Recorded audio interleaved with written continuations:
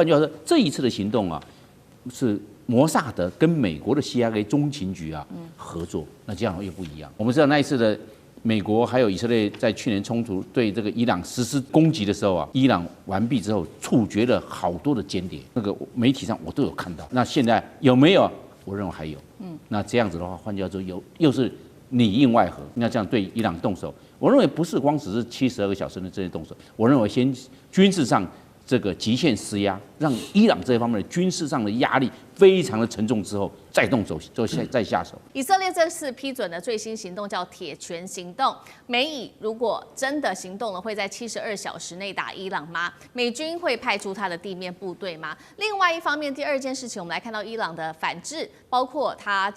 亮出了他的电磁兽，中国的武器跟技术到底有没有在这背后帮伊朗做支援呢？北京是在救伊朗，还是测一个新的战法？最后一件事情，我们会来关注到的是，伊朗其实现在面临的是内忧外患，在国内其实有这个全国的示威活动，已经在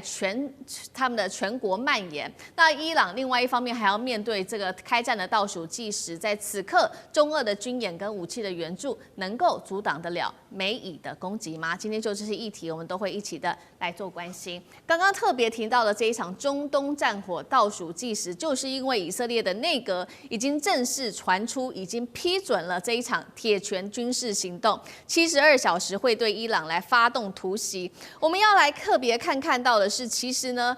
种种的迹象都显示有可能战争是一触即发的。来看到旁边的阿拉伯联合大公国已经规划了在靠近沙烏地阿拉伯的边境，为以色列新建可以容纳超过800人的一个军事基地。如果这个计划成真的话，以色列正规军会是首度的把他们的常驻放到阿拉伯半岛常驻军哦。另外一方面，我们也可以看到紧张情势现在在升温，其他国家看在眼里，也开始在伊朗这边紧急的撤侨。几个国家特别明显，俄罗斯在过去24小时内已经出动了3架专机，紧急撤离自己的人员。澳洲跟中国大陆也同步启动了整体的撤侨行动。伊朗的官方现在研判了，他们认为美国跟以色列确实正在实质的筹备军事的行动，马上就会做动手了。另外一方面，伊朗的革命卫队空军也已经开始在自己的境内西部地区全面的活动，为的他们已经讲得很清楚了，除了对抗自己民众示威之外，对外还有这种外部势力的干扰，他们都想要来做镇压。那么伊朗也祭出了相关的反制哦，以色列祭出了这个铁拳计划，伊朗则是秘密研发它的电磁兽系统。现在呢，这个电磁兽啊，已经正式的进入战略服役了，目的是要瘫痪对方的通讯、无人机跟精准打击能力的一种反杀的杀器。好，节目一开始要特别请教厉将军怎么看了？先是以色列批准的这一场铁拳行动，72小时真的开战倒数了吗？这会是斩首，还是一场全面的战争？地面部队，美国的部分会马上进来吗？伊朗则是有亮出它的电磁兽做反制，能够瘫痪美以的空优，再加上无人机吗？背后中国的角色又是什么？厉将军怎么看？我认为说美国跟以色列这场仗一定是如这个箭已经在弦上，非打不可了哈。那为什么会这样呢？因为我们从去年6月13号到6月25号，以色列跟伊朗彼此互相用空袭的方式作战。我们从这场战争里面就可以看出来，伊朗对以色列已经是也可以称之一场不对称的作战。因为以色列它这个主要的作战战力，包括战机，包括地面部队，都比伊朗要强很多。但是伊朗可以借着这种高超音速导弹，可以打垮以色列，这是不争的事实。那对以色列来讲的话，这是危急存亡之秋，尤其他国家没有任何的战略纵深。那如果说是当以色列强大，或者是他的导弹弹药库数量多到可以再一次对以色列发动攻击，那我觉得以色列将会遭遇到灭国之灾。在这种状况下，从历次的以阿战争5次的以阿战争，我们都看得到，以色列一直是采取一种策略，就是先下手为强。所以这次我相信他还是会先下手为强。那现在我觉得这场战争已经展开了哈，刚开始这个不是靠着就是所谓的这种军事武力的作战，而是靠一场情报或者是群众战已经展开了。所以情报战我们看到，我认为摩萨德或者是美国的 CIA 早就已经渗透到以色列各个这种从政府高层一直到民间各个层级，大概都已经渗透进去了。然后在这边，现在我们看到伊朗自己国土里面总共有250几处的地方发生所谓抗议，甚至于暴动，而且是暴动越演越烈，甚至传出说有这个2000多人被捕，有30-40人这个已经上升的这种状况。我认为这个背后一定有美国或者是这个以色列摩萨德情报战的力量在里面。那第二个，在经济战方面，我们也看到以色列这时候对他们或者是美国是不是对伊朗也实施相关的经济跟情报战，让伊朗在短短的时间之内这个通膨突然爆炸了这么严重，这个原来一张地铁票在不到24小时从7万里尔拉涨到10万里尔拉，只是一张地铁票，它通膨速度是超乎想象，所以伊朗老百姓当然生活不下去。在这种状况之下，我觉得紧接着下来就是实质上的军事行动。那我认为这是军事行动，那以色列也会吸取上一次这个6月份那次去年6月份战争的一个作战经验，它当然绝对具有100%的空中制空作战的能力，但是它上次缺少的是地面作战。那我认为它会主要针对2个目标来做打击。第一个目标就是斩首作战，针对哈米内尼，对他来实施斩首作战；针对这个伊朗的这种精神领袖、最高精神领袖来实施斩首作战。那第二个要打击目标，也就是他最担心的核子武器来做打击目标。所以我认为这次除了说是之前延续制空作战的优势之外，另外也有可能采取地面的行动，但是这个地面行动应该不会是采取全面入侵，因为伊朗国土面积非常广大，那你全面入侵你要用的兵力是非常的庞大，那美国大概也不愿意再做重蹈阿富汗的覆辙，所以我认为他会采取的是这个委队对他的这种模式，就是用特种部队进去里面然后对这个他们精神领袖哈梅内伊实施斩首作战。那或者是对这个核子武器、核子设施来实施破坏攻击，所以我们看到美国这次来讲的话，说现在运到欧洲去的武器，大部分都是以这个实施地空整体作战为主的武器，包括到我们看到他用C-17运输机运去的所谓对地的攻击直升机，包括阿帕奇、黑鹰等等这款直升机，还有它的 AC-13洞都是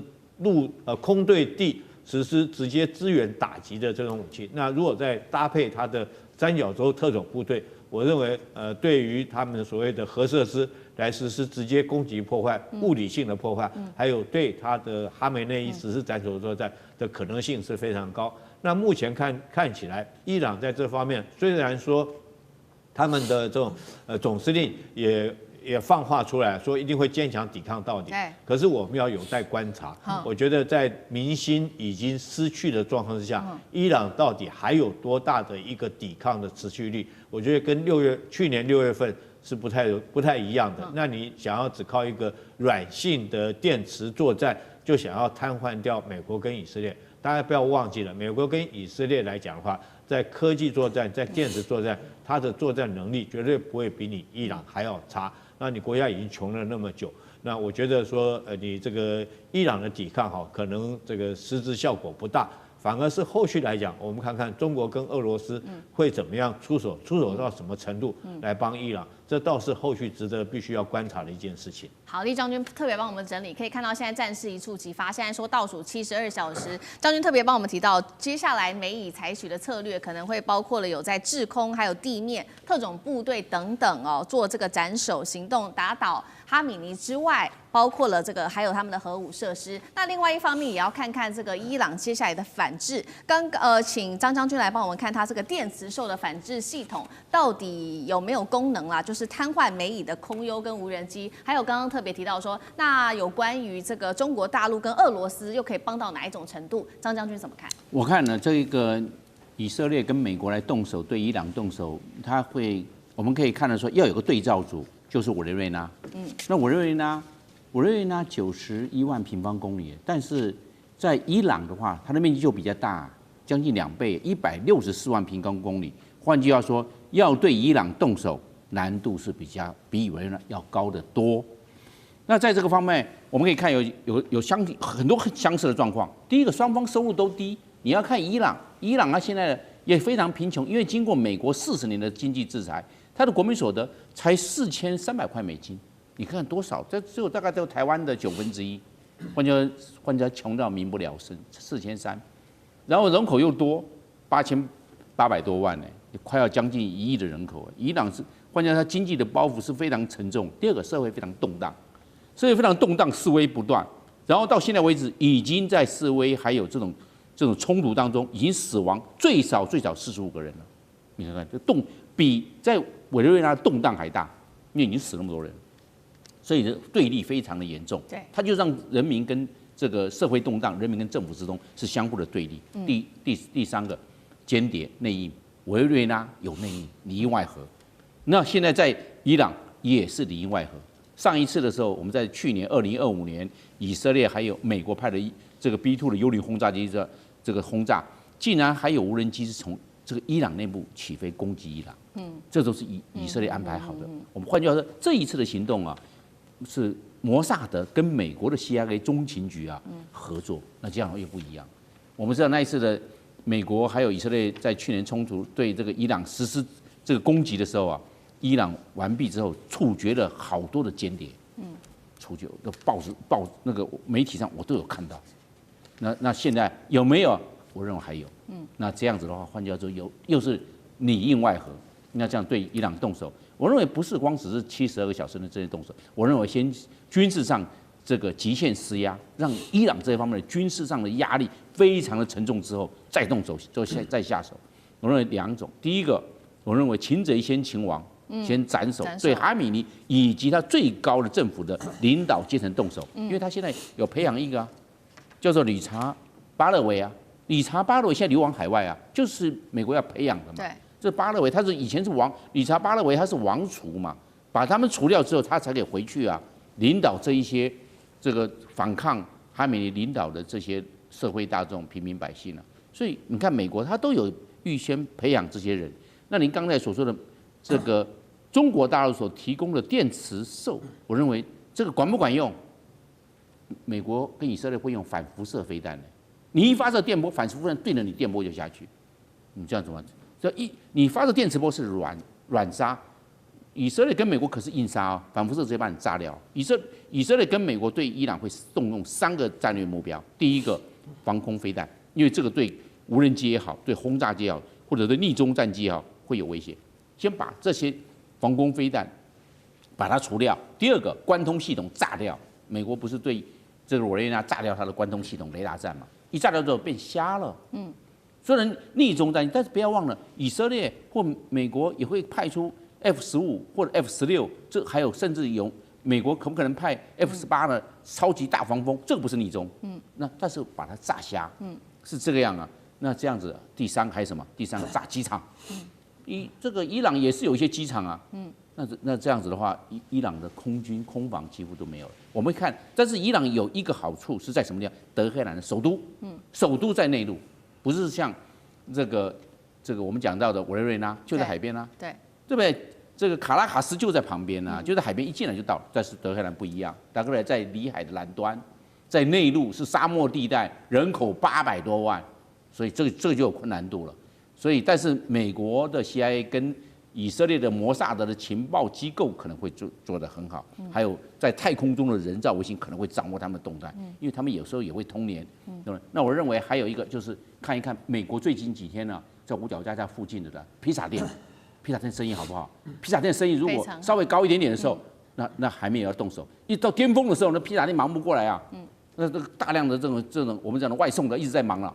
就是要动手了。我认为伊朗要赶快去看那个披萨店，这是很准的，对，就跟那汉堡店，披萨指数就来了。换句话，这个方面呢，一个是斩首行动，另外一个还有一个就是刚才厉将军有讲的核武设施，上一次还没有打完。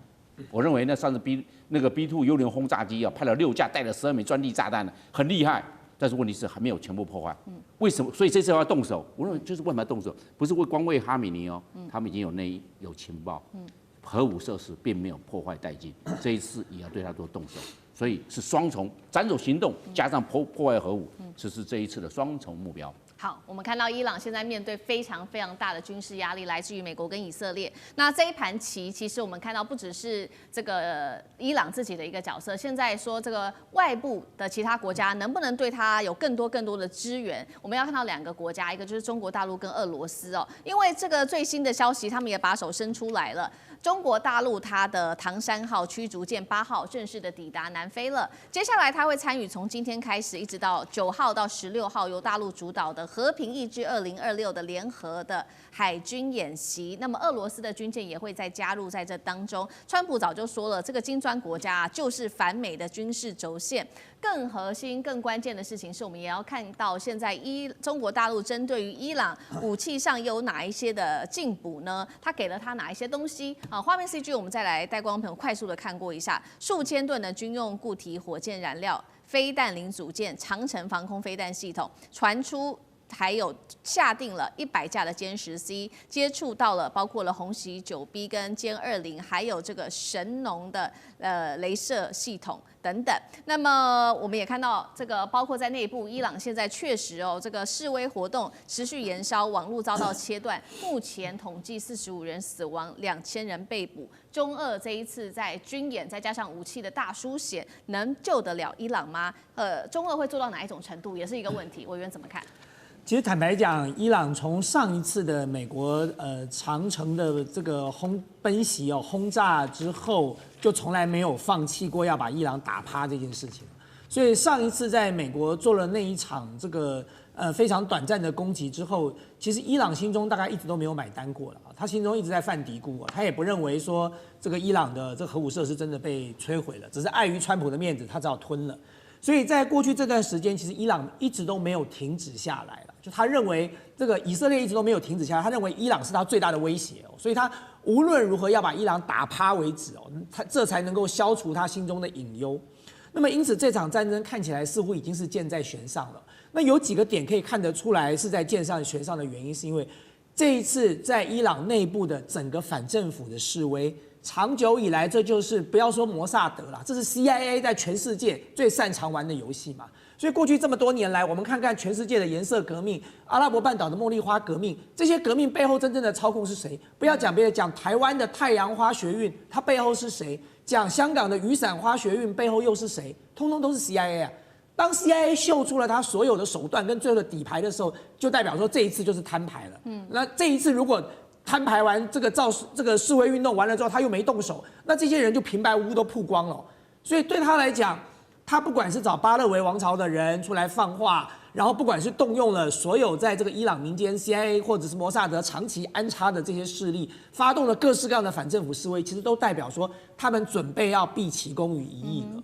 那么我们刚才在讲说，你说中俄的武器能不能够扭转战局我认为有帮助但是要扭转战局不容易。不容易的原因就是大家可以看一下委内瑞拉嘛。过去在委内瑞拉时，大家都提到说委内瑞拉有多少中俄的军事装备，装备很好没有错，可是要部队的素质精良才行就如果说军队的素质不够精良，战斗意志不够坚定你给他再多的武器，他都打不赢胜仗的。大家不要讲别的，光看看神学式政权是怎么在阿富汗打垮美军的。美军的装备难道不好吗？为什么去节节败退？因为政府军他的素质跟他的战斗意志的问题所以我觉得。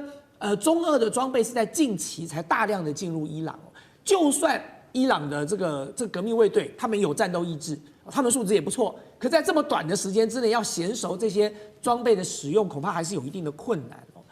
但是我要回过头来讲2件事情，就是说对伊朗来讲就是说伊朗当然前车之鉴，他不可能不知道他当时是怎么被轰炸的。所以你说，如果美国还要走当时的那个路线，来一次长途奔袭、空中加油，再来一次 B-2轰炸机的轰炸，我认为可能就没这么容易了，因为他们上次已经打过一次了。所以呢，美国要再故技重施并不容易。那更不要提到说，伊朗看过美国怎么对委内瑞拉的所以你像哈米尼也好啦，他们革命卫队的将士也好，重要的这些领导也好。该躲的、该藏的、该做的防范都做好了。就是美国上次呢，已经是一个反美政权的教科书了。就是你不要被美国猎杀掉，你不要被美国斩首掉嘛。所以接下来，如果美国要再用委内瑞拉那一套，恐怕也不容易。那你最后你看到的就是最有可能的，就是像刚才2位将军提的，那就必须真的展开实质的攻击了，不是这么简单的外科手术式的这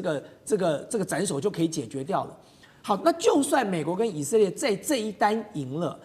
我也不认为长远来讲对美国跟以色列是一件好事了。当然，对以色列来讲，他可能也不在乎，反正他结的仇够多了，他也不多加这一拖。但是对美国来讲，大家不要忘记哦，伊朗不是委内瑞拉，伊朗还有宗教的力量是存在的，所以全世界的恐攻恐怕又要再度兴起了嘛。当你今天把伊朗这样子猎杀掉了，然后政权把它推翻掉了，你真的认为你就可以把伊朗整个吃下来了吗？巴勒维王朝当时是怎么垮的？巴勒维王朝如果有真的这么英明、这么神武的话，当年不会垮的。所以今天你再把巴勒维王朝找回来，就跟你当时把伊拉克、把阿富汗拿到之后，你找了傀儡政权来是一样的。你能够支撑多久？美国接下来要不要驻兵？接下来反过来的反政府示威，就是其他的这个现有的这个伊朗现在的这些宗教力量了。那么巴勒维王朝应接得过来吗？所以接下来美国要不要陷入伊朗这么大的一个泥淖里头啊？对美国来说，恐怕要这个仔细的好好考虑了。那当然，你说对川普来讲，他可能不在乎，但是这个长远的后果，美国就必须要来考虑来承担了。好，战云现在压到了中东国家，今天要特别关心到的是伊朗，因为美国跟以色列已经要对伊朗开战倒数了吗？空袭名单现在也出来了，但是另外一方面，伊朗有没有谁来撑腰呢？现在根据了解，中俄的武器都会有办法来撑腰伊朗，那中东是否引爆这种全面的战争？今天会一起的来做解读。好。我们可以知道，这个川普呢活捉委内瑞拉的总统之后，马杜罗之后，下一个目标现在直接被点名的就是伊朗，而且呢，根据厉将军的说法，最快可能下周就有可能动手。现在在伊朗这边可以说是战情密布，包括了美国跟以色列已经全面启动了所谓的战前的部署了，从各种武器的迹象，我们都可以看到好像要打仗起来了，包括了军备、士兵跟航舰、空中力量，现在都往伊朗这边走。以色列总理纳坦雅胡最新喊话，他说：“我已经准备好了，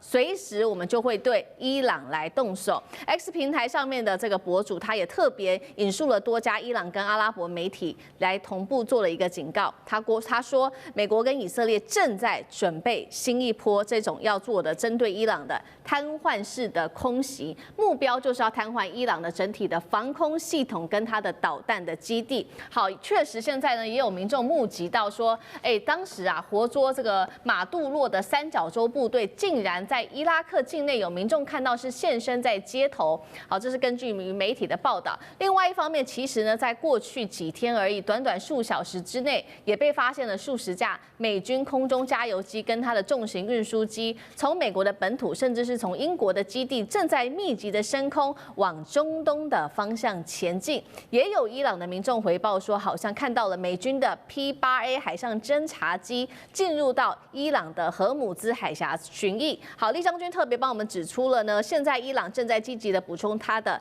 导弹，还有增加导弹的技术等等。那么纳坦雅胡其实他现在非常的紧张，因为以色列没有什么国土的纵深，尤其是跟这个委内瑞拉相比，它是靠海的。那我们可以知道，伊朗呢它是内陆国家，一旦呢遭到了导弹的攻击，没有什么可能会遭受很有可能遭受灭国之灾。好，我们特别请教厉将军怎么看？下一步真的会是伊朗吗？那美以现在的军事部署是威吓，还是准备进入开战倒数？首先我说明一下，我研判美国跟以色列下一波来讲，就不只是瘫痪式的空袭，而是会地面部队直接入侵到底会有多大的地面部队？可能不至于说是全面的这种开战，但是会用这个所谓像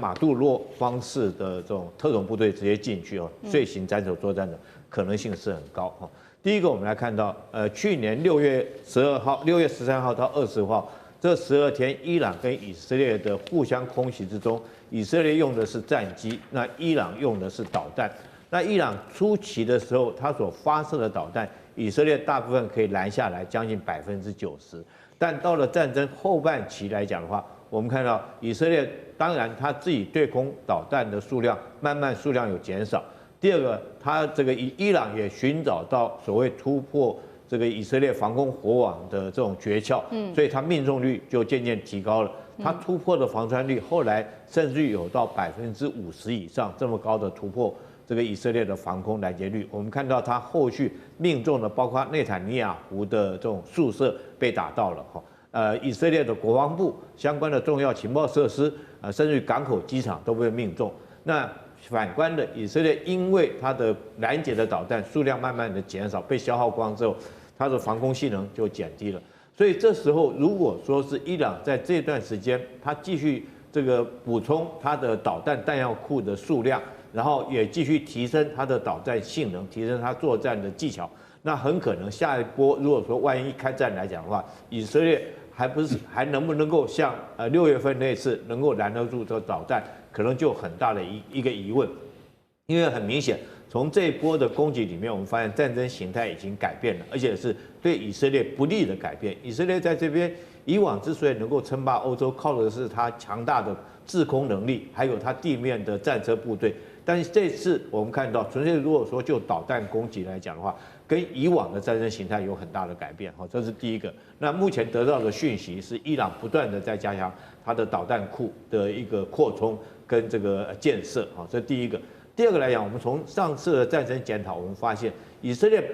最后他功亏一篑，美军也功亏一篑，没有能够彻底的将伊朗的核设施炸毁。主要是为什么原因呢？我认为就是因为它只靠空中制空的作战能力，而它没有地面部队的能力哈。我们看到美军不管是 B2 轰炸机丢的专机弹，或以色列，虽然你就算整个瘫痪了伊朗的所有空中，可是因为你没有地面部队进去，所以造成你功亏一篑。但是我们看到这次，我们看到大家看一下，现在美军这个到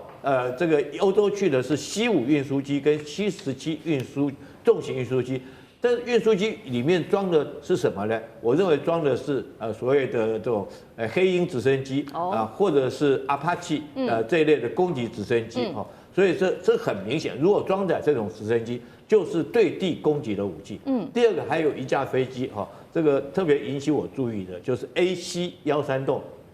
它是 C-13洞是运输机，可是为什么加个 A 呢 ？A 是攻击的意思 ，attack 它在这种C-13洞运输机上面装了1.5吨的这种榴弹炮，可以从空中对地面发射火炮，那火力是很猛烈的。那这种飞机这些飞机有一个共同的作战的任务，就是所谓的密接支援对地作战。那密接谁呢？可能就是三角洲部队这个对三角洲部队，我一个特种部队进去以后，我在空中对你可以实施火力的直接支援，不管用直升机或者空中炮艇对你实施火力支援。所以我认为，从这个研判，美军三角洲部队进去，用这些对地支援作战的这个战斗机到了这个欧洲地区，极可能会在短时间之内，美军这次会采取这个除了说空中作战之外，它很可能会采取对地的攻击。那目标很可能就指向他们的精神领袖哈梅尼亚。那哈梅尼亚目前好像也策划了他所谓的 B 计划，准备要逃亡到莫斯科。我觉得整体看起来是这种感觉。好，确实现在确实，我们请导播放到下一张 CG。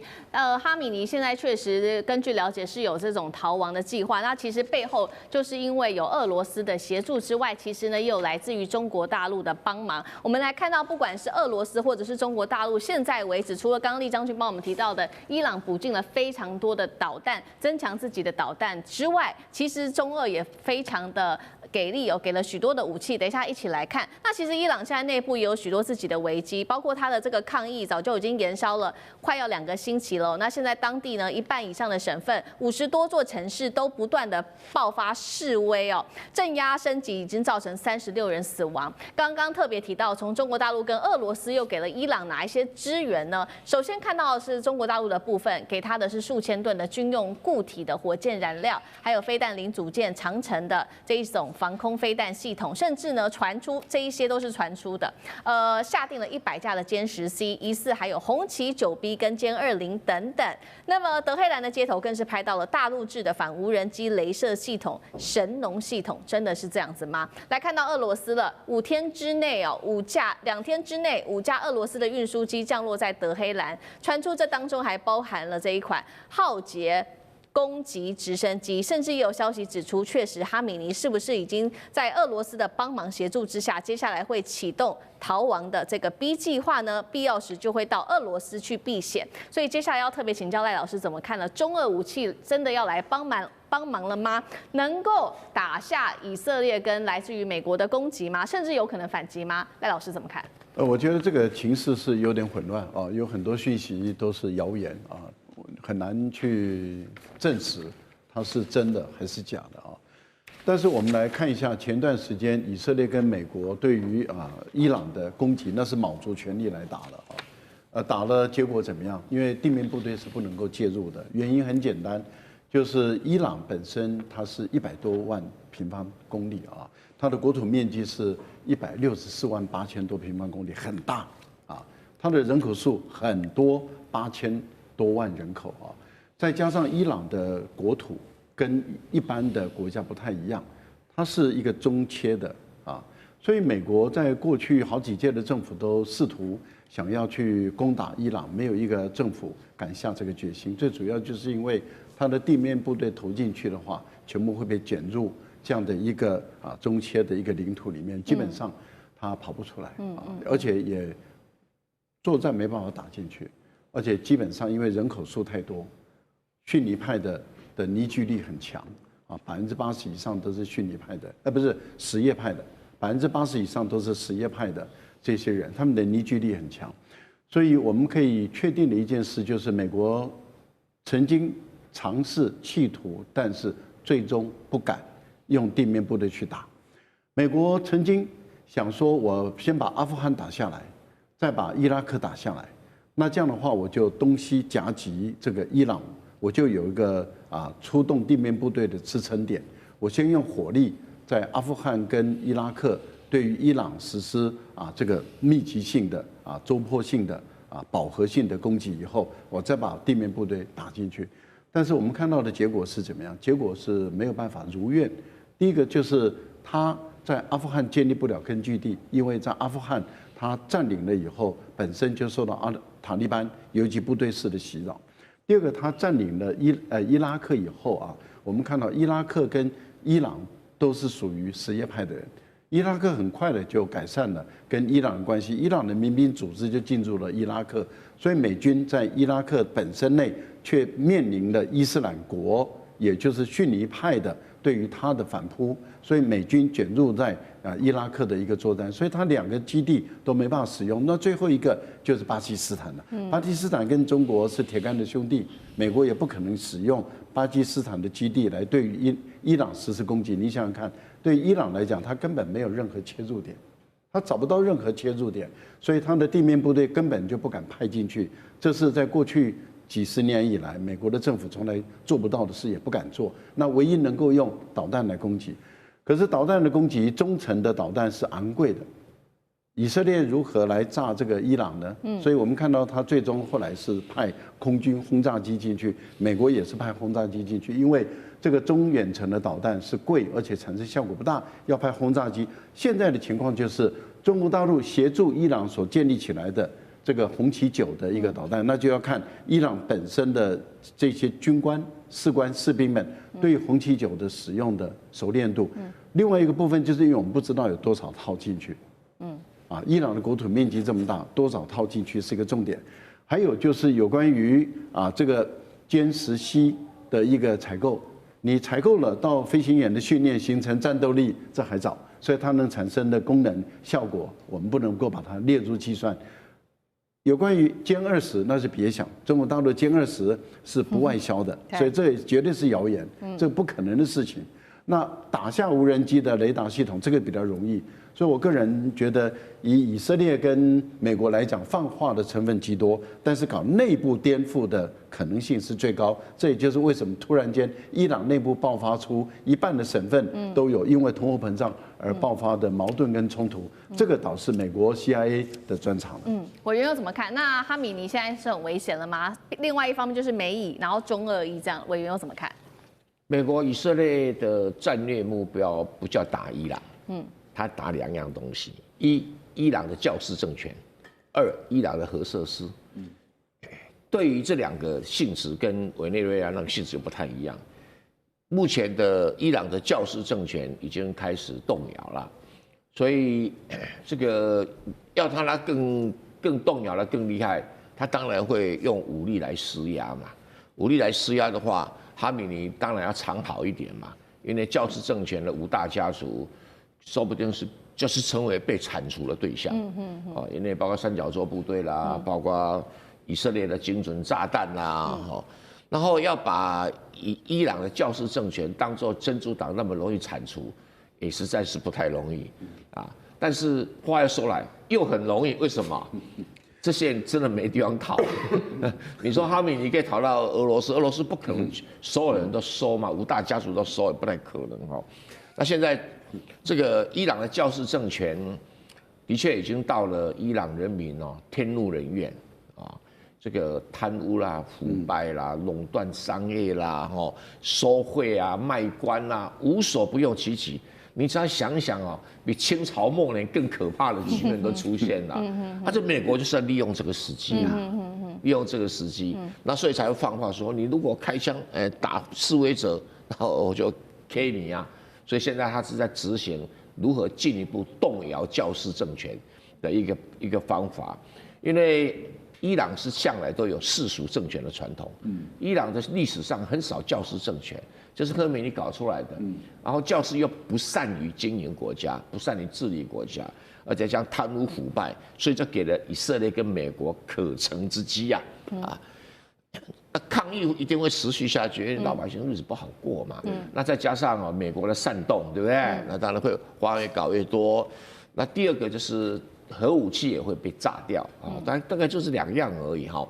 那如果不是跟这2样，大部分地方是没有关系，因为它重点不是伊朗的石油嘛，不是。在中东国家，现在伊朗的暴动越演越烈，正式进入到第2周了。有一个说法，背后有没有可能有美国的 CIA 在后面推波助澜呢？等一下会来一起关心。反制美以的联手威吓，在这个情况之下，我们来看到中俄伊朗则是举行联合军演。好，赶快来关心到的是，现在来看最近的伊朗越来越动荡，就是因为它内部其实有非常多的问题，除了通膨不断的飙升之外，伊朗的货币也在暴跌，并且经济持续的衰退，民众实在是看不下去了，于是走上街头抗议，爆发了严重的警民流血冲突，进入到第2天。街头上呢，其实等一下我们会来看画面，包括警方都祭出了这些催泪弹来驱离抗议的民众，愤怒的民众甚至是摇铁门、烧车等等，非常的严重。而且这一起冲突是2022年阿米尼事件以来最大的一次抗争，一共是在31个省当中，已经有25省爆发了严重的抗议整个这个25省里面呢，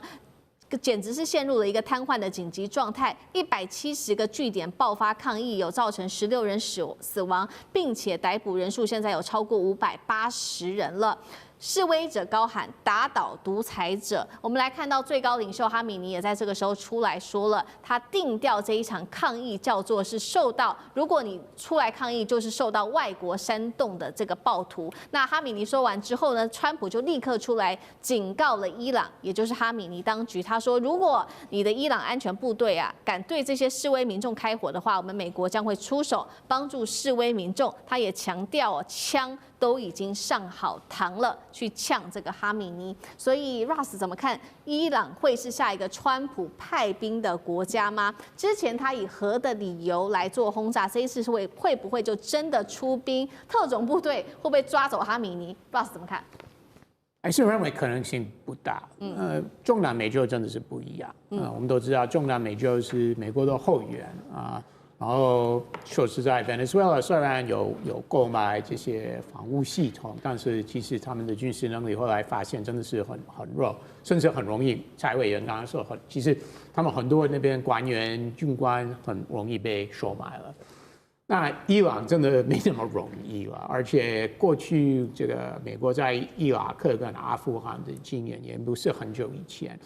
所以，即使美国人是觉得，这样对 Venezuela 是可以做，是 OK， 我们支持可以接受。但是在地面入侵一个中东国家，我认为美国人是不是很支持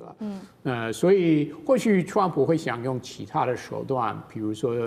经济制裁，但是问题是经济制裁已经是有了，针对伊朗经济制裁已经是有了，那也是可以用网络上一些相关的手段来帮忙示威者，我破坏国家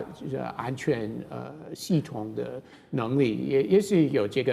个选择。那另外也是可以警告其他的国家，不光是俄罗斯、中国，不要介入，你要让示威者上来，推翻这个现任政府。那美国也是可以用这个做法，但是地面入侵，我觉得是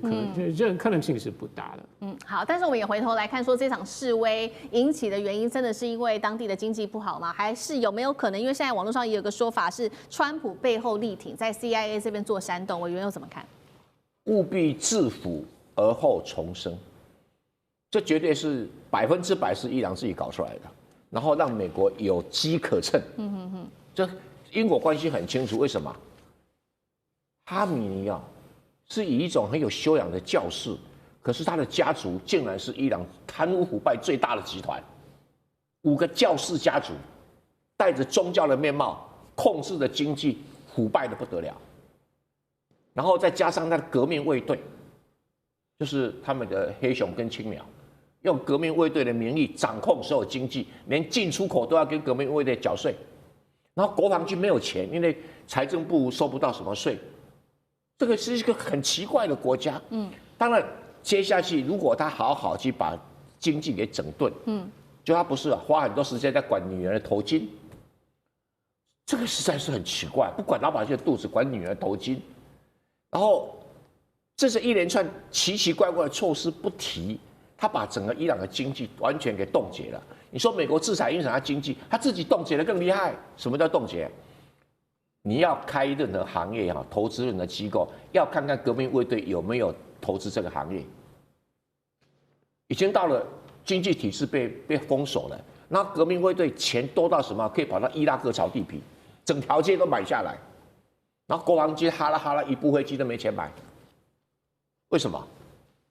因为国防军他认为太中立，不可靠，革命卫队靠自己。那革命卫队每一个人捞钱都捞得肥肥的，然后搞导弹捞钱，搞无人机捞钱，它就是一个很奇怪的一个集团啊。那有没有能够推翻它？还真的没有能够推翻它。这种集团，可是一定要会使得伊朗会慢慢走向民生凋敝。那一群统治阶级生活过得很奢华，现在局面已经出来了。那如果这些街头抗议的人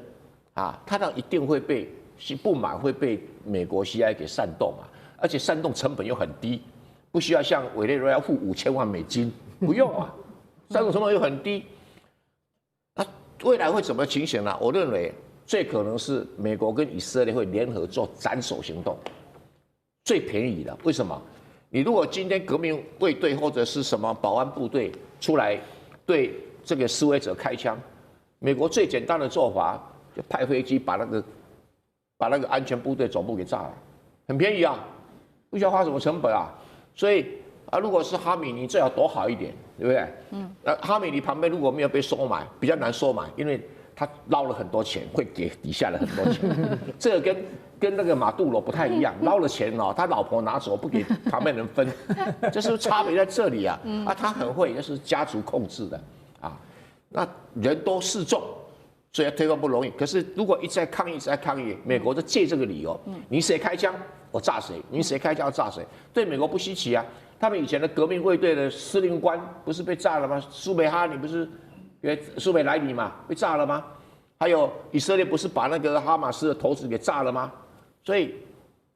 我只是说哈马尼最好躲好一点，你要跟黄金一起埋葬是有可能的。好，所以我们看到伊朗民众对于当地的经济还有政府的不满情绪哦，让美国有机会在此介入。那其实伊朗对川普美国对伊朗虎视眈眈，也有一些重点的原因啊。我们节目整理出了4个，带观众朋友来看。第一个就是因为石油，因为伊朗有很多的石油嘛。那第2个就是伊朗可以控制的荷姆兹海峡。第3个就是有关于以色列的安全。最后是他希望可以趁机打击中国在这边的影响力。我们先来看到石油，伊朗现在拥有全球10%的石油储量，90%卖给大陆。第2个，荷姆兹海峡，它每一年控制了7.5亿石油的经过的地方哦，它有这个重要的战略的要冲，占全球海运原油1/3，全球产量的1/5。以色列的安全是因为呢，当时不是有这个以伊战争吗？互相打哦，那伊朗打破了以色列的铁穹神话，美国和以色列只是重创了伊朗的防空，但是现在美国更担心的是，在大陆的帮忙之下，伊朗根据了解有能力年产3000颗的这个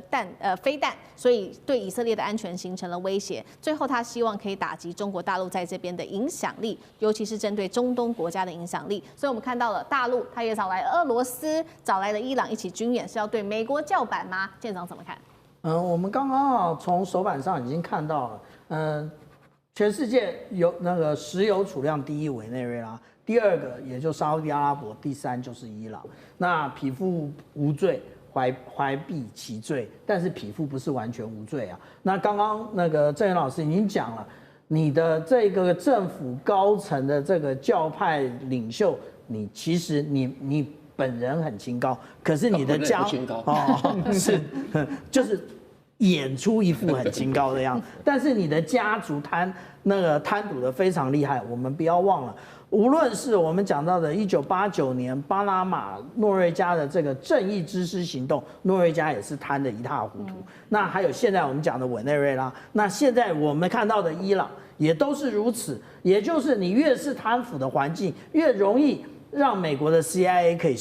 更容易渗入。那也就是说呢，其实我们刚刚讲到说，这个金砖国家呢，是不是在跟美国叫板？其实不是，而是呢，这个也就是团结一切可以团结的力量啊。那也就是我们现在刚刚有讲到联合国的角色，可是联合国的角色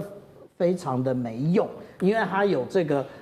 常任理事国的干扰，所以现在我们看到金砖，它虽然称不上说是可以取代联合国，但是是可以跟代表的与美国完全不同的另外一个国际集团。那也就是透过这个方式，然后现在他们讲说要进行军演啊，叫做和平意志2026，也就是说这一个演习，他把一大堆国家叫来，那大家会怀疑啊，说这个有关于俄罗斯也在里面啊，那这里面到底代表什么样的意涵？其实跟大家报告，中国大陆早就在做如何的让俄罗斯的装备可以成为中国大陆体系化的一部分。好，所以一边我们看到其实有另外一个集团，中俄、伊朗等等，大家联合起来。但另外一边，我们也看说，川普这一次对伊朗动手，会不会也是想要打击大陆？杨老师怎么看？其实委内瑞拉这个事情啊，到现在为止，我觉得有2点啊，大家可能会被西方媒体误导，好像腐败的国家、经济落后的国家、人民受苦的国家，美国的正义之师就可以这个不顾一切的进入到这个国家进行斩首的行动，换一个政权。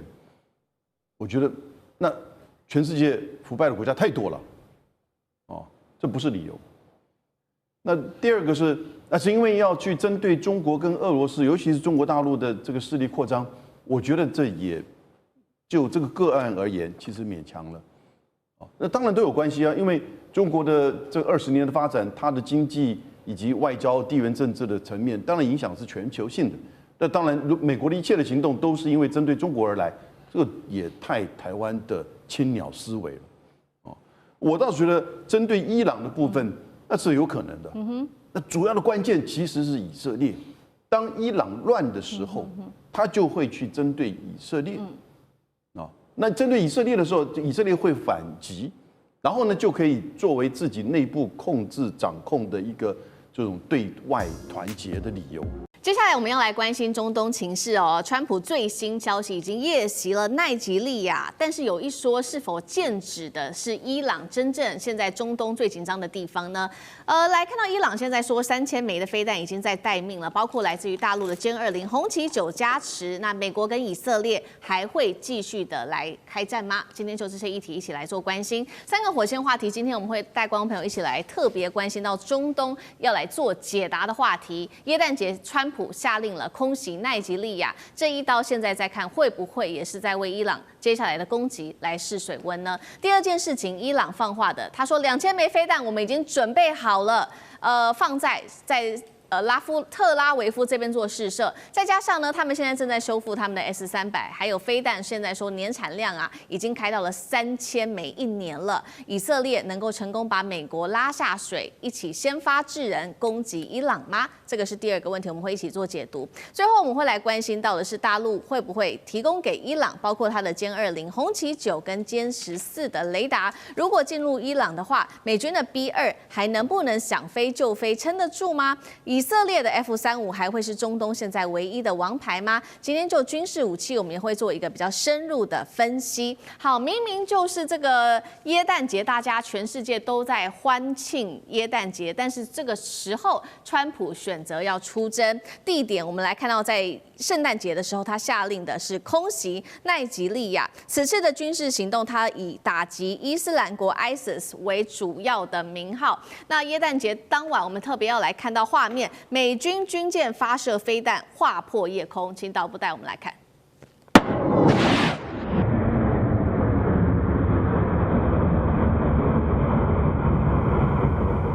除了飞弹划破夜空之外，战机也飞越到了非洲的上空，直接对奈及利亚的西部发动了惨烈的空袭。这一场空袭行动，目前死伤还在持续的统计当中，但是至少已经造成5人死亡、35人受伤的惨剧。川普亲自在他的社群上面写下了：今晚我以3军统帅身份对奈及利亚西北部伊斯兰国的这一些恐怖分子发动致命空袭，因为他们过去不断对无辜的基督徒进行残忍屠杀，是数个世纪以来前所未见的。他也祝恐怖分子圣诞快乐。川普用行动告诉世界，只要他点头，美军是随时可以在任何地方开火的。但是我们今天也要持续关注到的是，这一场攻击之下，是否会让中东局势持续紧张，尤其是以伊冲突是否再次的被引爆呢？因为最新消息，我们来看到纳坦雅胡他说的，以色列正在准备一份战争简报，而且已经送到白宫去了，并且再过几天而已，12月29号，纳坦雅胡就会亲自的拜访海湖庄园，他要说服川普再一次的和这个以色列一起来对伊朗动武。所以节目一开始，我们要特别请教上志哥怎么看了？川普突袭奈及利亚的 ISIS 和上次其实他攻击伊朗是有点像的，其实都没有征兆。这一次，纳坦雅胡到了海湖庄园，能够成功的说服川普一起来这个攻击伊朗吗？那美国会这样子做吗？先发制人，上志哥怎么看？没有征兆，而且在耶诞夜哈，所以这个不是道德性的不能问题。但不得不说，川普最近有很多事情都没有征兆前因后果，包括也宣布对于中国大陆的这个晶片要苛征高关税，也是没有一个前因后果的。川普在川习会后哈。大概在整体我们看，其实这1个多月以来，在很多的思路方面，好像也变得比较谨慎一点。那么全世界现在都在观察他是不是有在岁末的时候在考虑什么。但是呢，这一次的这个突然耶诞夜下令攻击这件事情，还是让大家有所思维。为什么这样讲呢？当然，我们都知道美国要发动战争，过往都是用威慑、威慑的方式，但是要到开火，其实肯定还是要理由。当然，美国其实找理由需要什么呢？他都可以嘛，哈，他就包括以这个恐怖分子，或者说你这个贩毒的团伙，在这个委内瑞拉那边，就说杀说打就打。过去很多这样的例子，你事后追究就打错了，你能奈他何呢？甚至叫他赔偿都不可能。所以呢，这本身的这些意义，不得不说，在整个来讲，首先我们知道中东至少唯一确认是，川普没有让中东和平哦。他可能要乌克兰战场希望和平，那个是个泥淖，但中东这个地块他没有，所以我现在看到整体来说，我们来思维他为什么最近的时候还是要在思考他的战略思考。首先第一个部分是，无论如何开战这件事情、出兵这件事情是个总统的权利，川普虽然是商人性格，他在关税战展现了很多仿佛是商业谈判，但是权力这种东西就只有军事才能够体现一个政治权力的绝对，所以他还是要出兵哦。那么包括奈及利亚现在在对委内瑞拉，大家关注的也是他什么时候出兵，但那边比较复杂，所以他考虑的没有像奈及利亚这小猫咪说打就打。是第二个部分，确实他在中东没有停火这个意图，主要想也包括因为像诺贝尔平奖没得了哈，你不能说又得奖，然后说你都没有打过仗，至少人家奥巴马还稍微收敛一点点，人家得了，所以他现在没有得就可能先打，还是有一些个人状态哦，这是大家要分析。第三个，我觉得这个都知道，最近其实在美国方面公布了国家安全战略，也公布了中国军力报告。对于美军总体性的跟中国的落差，川普确实需要一个提振的具体的动作，不只是用嘴巴或数字。所以他现在这个部分动作，我相信也会拉抬整个对于美军建军跟接下来的各方面的发展研发，要投出更多的投入的这个部分来讲，确实有个拉动的作用。当然，第四个我认为最关键的就是伊朗哦。观察伊朗这件事情，算是声东击西、敲山震虎。对于奈及利亚肯这么做，对于伊朗现在传出跟中国是有一些在军事设备方面的部分的合作来讲，也应该是一个威慑的意义。好，所以美军很有可能真的会帮助以色列哦，来针对伊朗做攻击。那为什么这一次以色列会这么的急？其实原因就是出在以色列已经看到了伊朗在军事上面，尤其他们的军力已经越来越强大了。几方面我们来看到军事武器上面他们怎么样去做升级。3点来看到 CG， 第一个 S-300的防空系统正在修复，第二个弹道飞弹的生产线现在已经全面是重启了。重点是这个飞弹啊，还是达到24小时不间断的量产，预估年产能可以到达3000枚。12日战争大家还记得吗？当时伊朗实射了631枚飞弹就已经重创以色列了。这一回伊朗再对以色列喊话，他说呢，下次如果再爆发冲突的话，那就不是600多枚飞弹的问题了，他会发射包括了2000枚飞弹，那么数量还有速度、机动、变轨会同时的一起用上。那包括了这个2000枚的饱和打击，再加上法塔赫1等高超音速飞弹，以色列这一回到底挡不挡得住？厉将军怎么看？以色列这回会挡不住。我认为说是，美国一定会协助以色列先发制人，先下手为强，对伊朗来实施攻击。要不然的话，以色列极可能会遭受到灭国之灾。那为什么我讲到这么严重？因为战争的形态已经很明显的改变了。那以色列它这个国家最大的弱点是在它的国土没有什么战略纵深，这是第一个。第二个来讲的话，它四面环敌。第三个来讲的话，他在这边立国之后，跟周边的这些穆斯林国家都没有好好的睦邻相处，反而不断的制造仇恨。尤其像现在加沙走廊的情形来讲的话，它可以说是对周遭的国家不只是这个让他们仇恨而已，根本就是加深他的人道的这种危机。所以那在这个6月份的时候，那12日战争里面，我们看得到。刚开始的时候，以色列可以凭借它的这种防空导弹，所谓的大卫投石或者剑山，甚至铁穹系统，拦截住大部分的伊朗所发射的导弹。但是当战争过了中期以后，我们慢慢发现说，伊朗已经找到诀窍，怎么样来突破这个以色列的防空网，然后精准的命中他所望达到的、所要涉及的这些目标。我们看到以色列几个重要的地标来讲都被打到了，包括他们的机场，包括港口包括到纳坦雅胡自己的别墅都遭受到命中，还有他们的情报中心也被打到。可见的后半期来讲的话，伊朗已经找到方法。当然，由于美国的介入那第二个美国的介入，那能够让这场战争那时候收手。那另外一个会收手的，伊朗那时候会收手，还有一个原因就是它完全没有空防。那以色列这个国家，它最大强大就是在它掌有整个中东地区的制空权，也就是它有 F-35战机，美国提供给它 F-35战机。那伊朗来讲的话，它制空权是完全没有。其实以色列来讲的话，它防空的性能，我们这次已经看到有很多漏洞，包括连胡塞组织都可以很精准的3不5时打中它的国际机场。那如果说是伊朗之后来讲，如果说能够同时这个现在来讲大量的制造这个超高音速导弹，然后提升它的性能，而且可以同时以一次200枚齐射的方式做一个饱和攻击来讲的话，我认为以色列以他现在的防空能力来讲，他是挡不住的，是因为他国土没有很深的纵深。是我们经常会讲说不对称战争，不对称战争。我觉得伊朗这次对以色列，其实上他用导弹的攻击，而不是用传统的战机或者战车这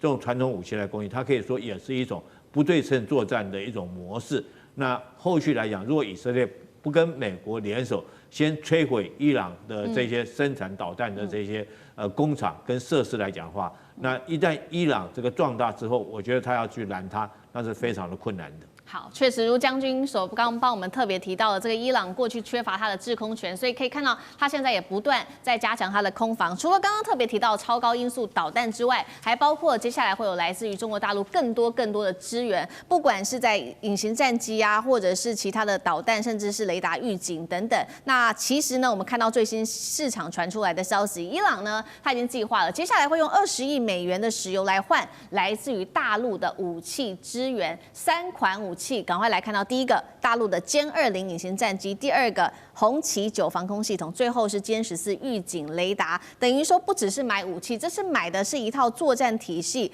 反隐形、防纵深打击。如果在这样子的一个情况之下，美军的 B2 还可能自由进出在伊朗这边吗？以色列的 F35是不是这一次真的在中东遇到很强劲的对手了？张将军怎么看？我认为伊朗他拿20亿美元买这些相关的武器装备啊。效果有限，因为毕竟伊朗的幅员太广阔，你这20亿大概就是600亿台币，能够买多少？你要买飞机，飞机都很贵的，你能够买几架歼20，你要买这个红旗9B 的地对空的飞弹，你也能买几套？就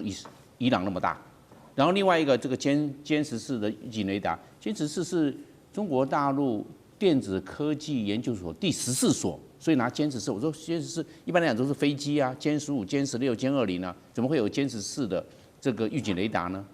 那个可能是第14的电子研究所专门做雷达，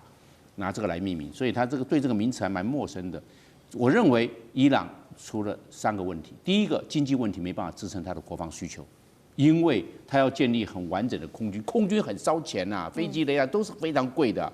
20亿杯水车薪不够，我认为经济没办法。伊朗现在的国民所得，每一个人的 GDP4200块美金，穷不穷？穷啊！你还有没有这个钱？打仗就是钱了，军备才是钱呢。我认为伊朗经济没办法支撑。第二个，买了这些歼20，还有红旗9，还有这些我们讲的反逆中雷达的这个雷达系统，这个东西你要训练，你训练个飞行员没那么容易的，要很久，要基础训练、高级训练，然后再换装成。这个歼20的这方面的飞行训练，也变成一个完训的飞行员，要很耗时间的。然后训练完毕之后，你要不要组合训练？要组合训练，你不能只是单打独斗。现在已经进入系统化跟网状化作战的模式了。你要真的要单打独斗，还真的不行。要搭配预警机，空中预警机能不能发现？我认为这个问题很大哦，没办法发现，然后把这个讯号给歼20，歼20去对这以色列来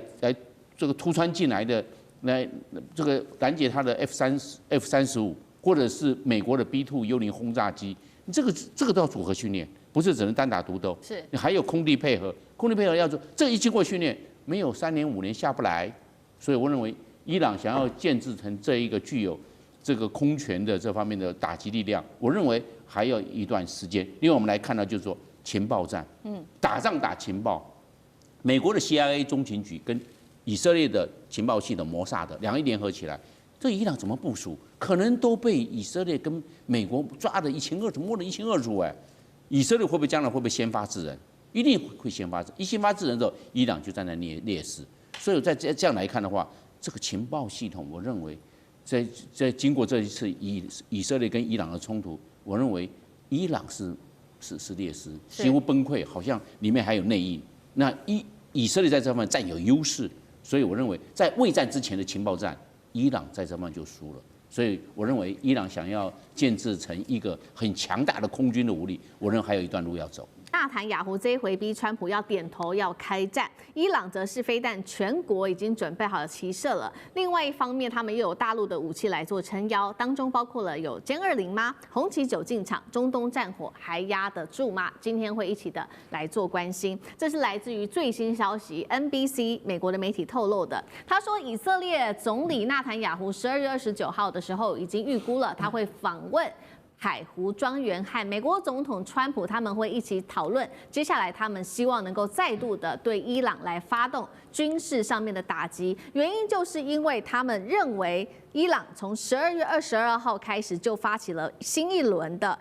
这个弹道飞弹的试射，并且在许多大城市不断的试射飞弹。这当中他们提到的地点包括了有德黑兰、伊斯法罕，还有这些马哈巴德等等的大城市进行飞弹的试射。所以以色列官员这样说，他指控伊斯兰革命卫队可能会有眼转为真正的战争来对以色列发动攻击。以色列宣称的，他说伊朗会由演转战是真的情资，还是他有可能恶人先告状、先发制人的一个铺垫的话术吗？纳坦雅胡他会不会真的成功说服川普先下手为强？成功几率又有多高？苑老师怎么看？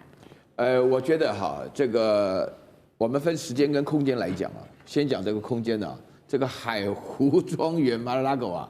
是川普自己的家，在佛罗里达啊，那有白宫不去。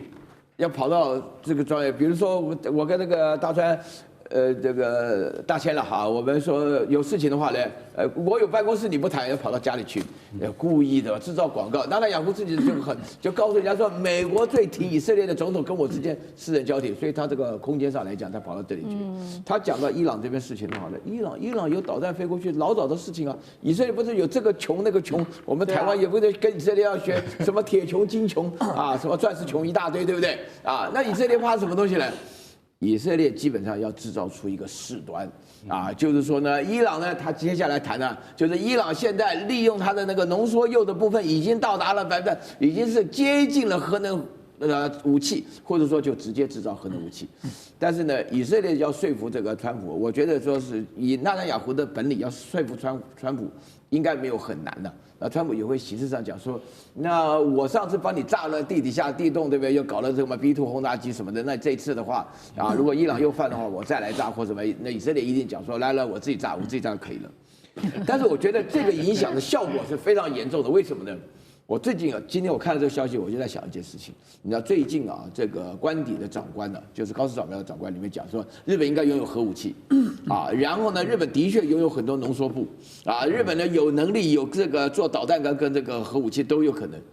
如果以色列要这样子干到伊朗的这个做这个浓缩铀的这个计划的话，那我就不排除中国也有可能会派歼20来炸他们。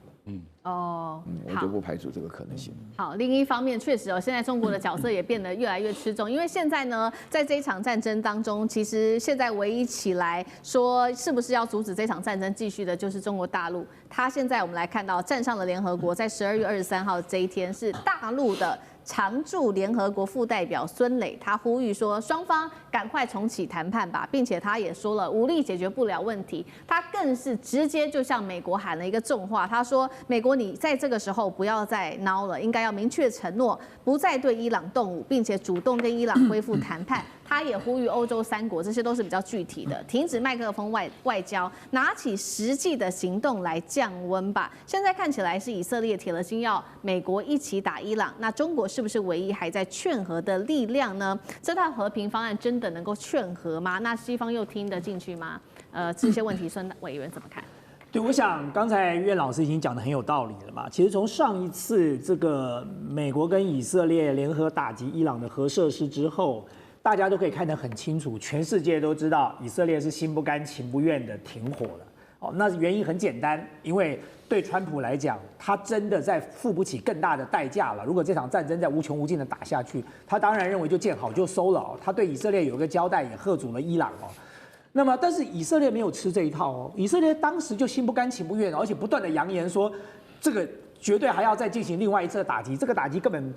事实上没有歼灭掉应该有的这个核设施的这些相关的目标哦，所以从那个时候，以色列就早就想打伊朗，现在只是找理由而已啊。就那个时候他说没歼灭，他就等于是打了川普一巴掌，说你美国没炸到，他又不好意思这样讲哦。那么，但是事实上他心里恐怕认为，其实伊朗的这个浓缩铀根本没有在那一次的被轰炸当中被摧毁掉哦，所以呢，他就开始找各式各样的理由。那找什么理由可以用呢？现在就来了一个最新的理由，说哦，因为在试射弹道飞弹。那到底试射弹道飞弹为什么一定会射到以色列那里去呢？就做恶人做久了哈，就总是觉得好像大家都会来这一招。但事实上，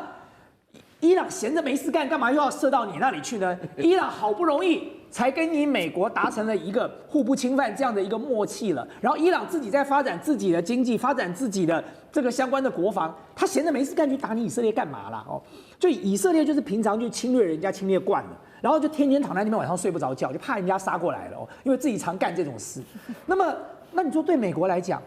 美国会不会再像上一次这么力挺哦？我是打一个问号。我觉得就像刚才这个苑老师讲的啊，美国可能口头上给他几句鼓励啊，但是你说叫他再派这个B 路轰炸机去轰炸一次，第一那招上次已经玩过了哦，这次不见得会灵了哦。第二，那个伊朗也没有。他这个睡在那边贪吃等死啊！伊朗自从上一次被修理过之后，他已经在加强他的防空力量了。谁说中国大陆的红旗9不可能把美国的隐形轰炸机打下来的呢？如果不小心被打下来怎么办？那美国脸就丢大了。所以他出兵的话，他要先想一想，他上次的那一招已经演过一遍了，他这是再演一遍吗？大家都已经知道你的这个航道在哪里了，大家都知道你要用哪个地方用加油机来做加油了，要长程飞行接力的来打击我了。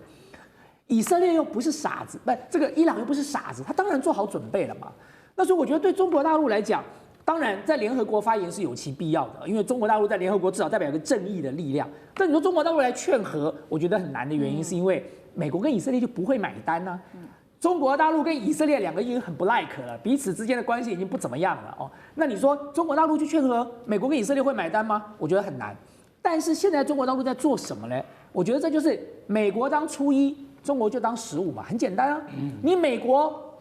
不断的在台湾增加台湾的这个军事力量，那我中国大陆也想办法卖一点给伊朗，这有什么关系呢？这很公道吧？大家都在做这个军售生意啊，你可以卖，难道我不能卖吗？所以你要卖多少给台湾，我也想办法卖多少给你的敌人，就这么简单嘛。哦，所以你看，不管是以色列，不管是委内瑞拉，都是一样的，他们大幅度的跟伊朗跟这个中国大陆跟俄罗斯去做军事采购，就是因为这个原因啊。那么当然，我觉得。像刚才这个苑老师讲的另外一个非常重要的重点啊，就是说，如果今天真的这么干了，他的确给北京政府一个很好的理由，就是你高市有种就不要来给我搞核子武器，你搞了，反正你美国跟以色列演过一次嘛，对不对？你们演过一次了，那这次换我来，那你也不要在那边啰嗦了。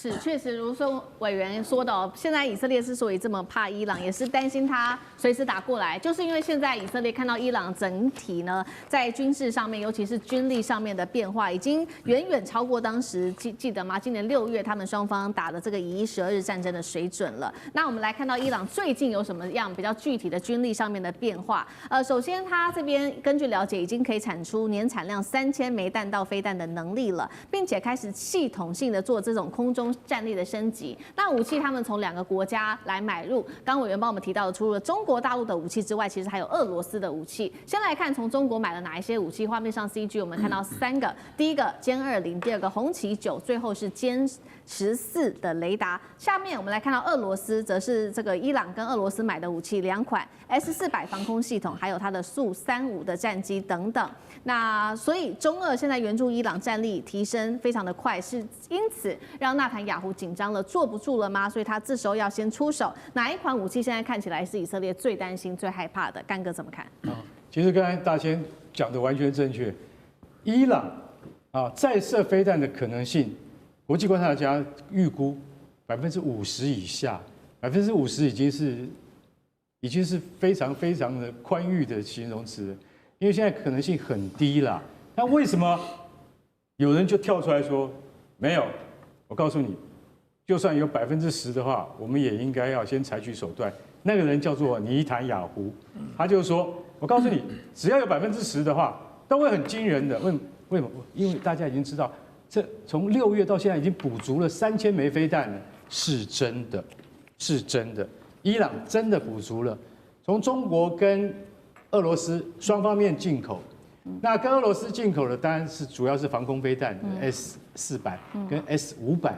像这样子的防空飞弹。可是另外呢，跟中国进口的飞弹那是秘密。为什么是秘密？因为可能有东风系列的战术导弹。以色列他就发现说，其实